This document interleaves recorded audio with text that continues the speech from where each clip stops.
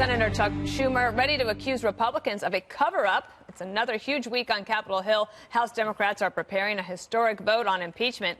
And then over in the Senate, Chuck Schumer says a trial won't be fair unless Republicans give into his demands on witnesses. Other Democrats are ramping up the rhetoric even further, claiming that if President Trump is not impeached, the 2020 election itself could be compromised.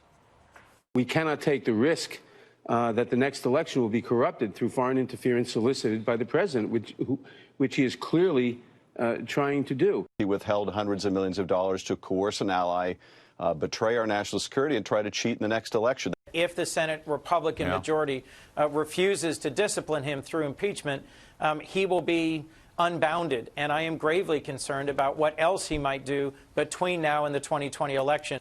And House Democrat Jeff Van Drew feeling the wrath of his own party. It comes after Van Drew said he is becoming a Republican because of impeachment. Watch.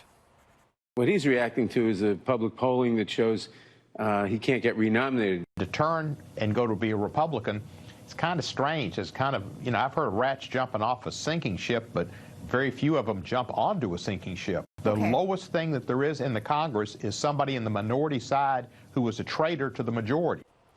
Jesse, I was thinking today, Speaker Pelosi was quite reluctant to do impeachment, and I think that she could read the political tea leaves, and it's turning out that she was right, and her instincts initially were right.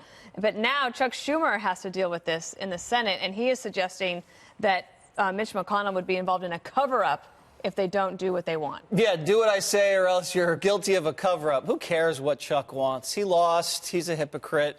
They've been so ruthless this whole time. We're not going to bend over backwards after they've treated the Republicans so unfairly.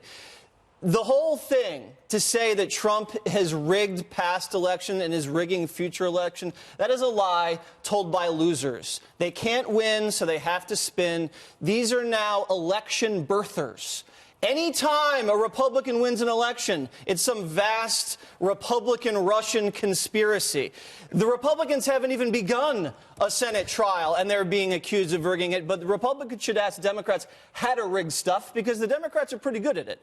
Hillary rigged the primary against Bernie. She tried to rig the general against Trump by paying for foreign interference in an election with the dossier. The witch hunt was rigged. 17 liberal lawyers. I believe the midterms are rigged because Mueller knows there's no collusion, but he lets the dark cloud of Russia hang over that election. And then they rigged this hearing in the dark by a whistleblower, Schiff colluding. It's ridiculous. And I brought charts, Dana. I love charts. And graphs I'd like to share because I know that's the only thing Juan listens to. 538, a guy named Nate Silver. Liberals trust him. This guy's supposedly legit to you. His approval rating, the president, at 44%. And that's a percentage higher than when this whole impeachment thing started, and higher than Barack Obama's was at this term in his presidency. Impeachment nationally for the first time is underwater, according to the Real Clear Politics average, which I have right here. And then my favorite chart, this. And I've been saying this for a long time.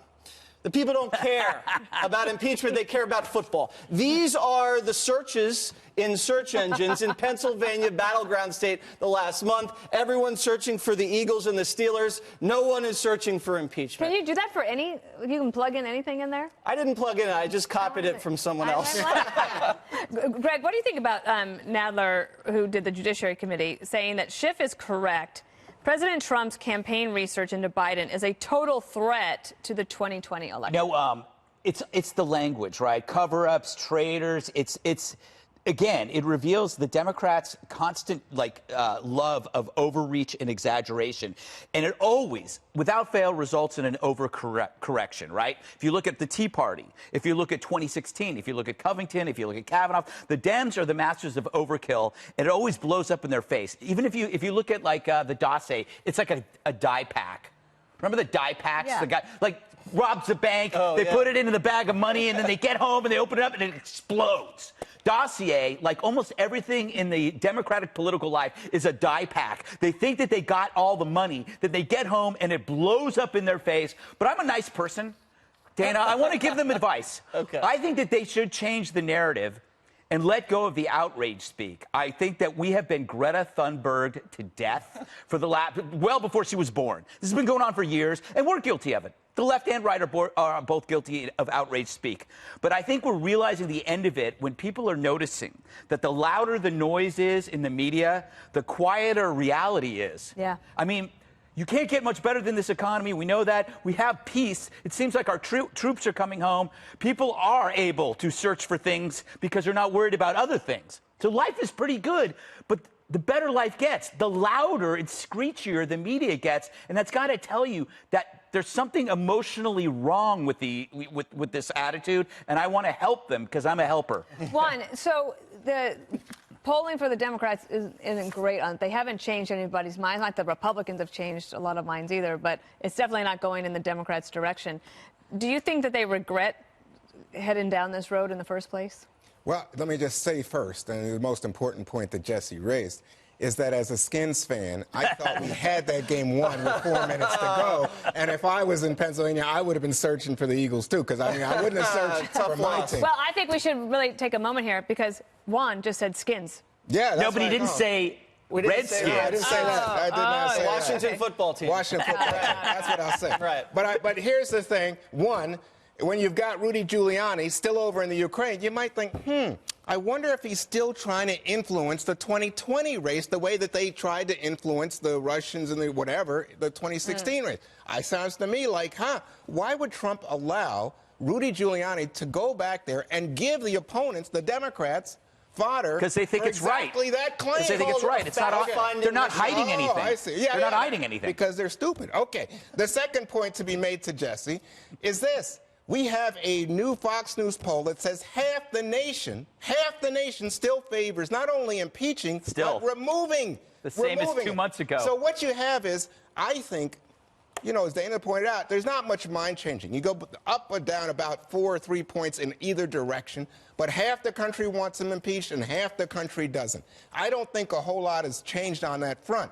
But I do think that we can agree, I think everybody at this table can agree, Fox poll is a good poll. The president doesn't like it, but it's a very good poll. I don't trust any poll. I think the people who are freaking out and losing momentum are the people who are, is his name Donald Trump, making fun of Nancy Pelosi's teeth, picking on a 16-year-old girl, tweeting a record This is my point. It's horrific. These tweets are horrific. Yeah. No, they're not. You got to ratchet. If you can ratchet back your hysteria, people might actually trust you when you're critical of Trump. But he's the one who's acting in a hysterical manner. No, those tweets are hilarious.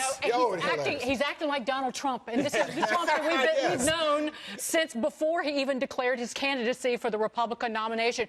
You know, when somebody gets loud, you know what that means? They're desperate. They sound desperate and they look desperate. To Nadler and Schiff's point, they don't have a constitutional right to try and do a preemptive impeachment to stop an act that the president might do, as the Wall Street Journal editorial page has pointed out. They're using scare tactics. By the way, what Chuck Schumer's doing, he doesn't want to call in these witnesses, and he's actually calling out Nancy Pelosi for not doing her job by saying, we don't know what evidence these witnesses would present. It might be exculpatory or incriminating. He's basically saying Pelosi has fallen down on what she was supposed to do. Yeah, that's what I was wondering about the Schumer having now to deal with this. And scare tactics, if they're going to use scare tactics, you know what? Real rats are scary, not the kind that Congressman Cohen talks about. Terrorism is scary. Clowns are scary, and people with cold sores, that's scary. Hey, look, it went away, Kagan, and we shook hands. Can I add something to Juan brought up the polls, and there's two things we have to remind people. The people sampled were skewed towards Democrats, which we already know because that always happens. But the other thing is, people who support Trump are going to lie.